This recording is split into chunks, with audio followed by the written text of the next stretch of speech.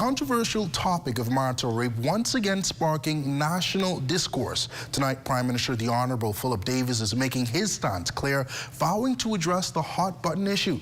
Corval Pyfrom has the latest developments. We do not need to, what I call, describe rape. When you start describing rape, you then get into more legal issues.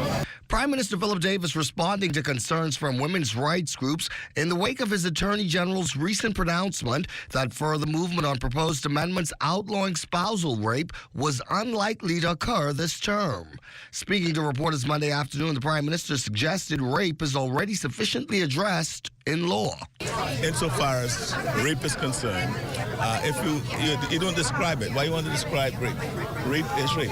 Marital is descriptive, right? And so we all lament and abhor any man who would inflict violence on his wife. And rape is an act of violence. And the law, there are laws to deal with in a particular way. While he didn't say one way or the other whether those amendments would be in fact made during this current term, Mr. Davis did say his decision would be derived from consensus. This is a very divisive matter, right? You have arguments on both sides.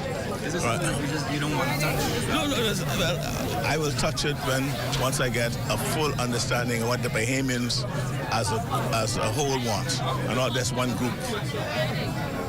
One group on either side of the divide. I want to have some consensus as to what has to happen before we move forward. But as to whether that consensus would be determined through a referendum, the Prime Minister was once again non-committal. Whether I go to referendum or not, I say consensus. We can have consensus without going to referendum. For the Bahamas Tonight, I'm Corval Pyfrom.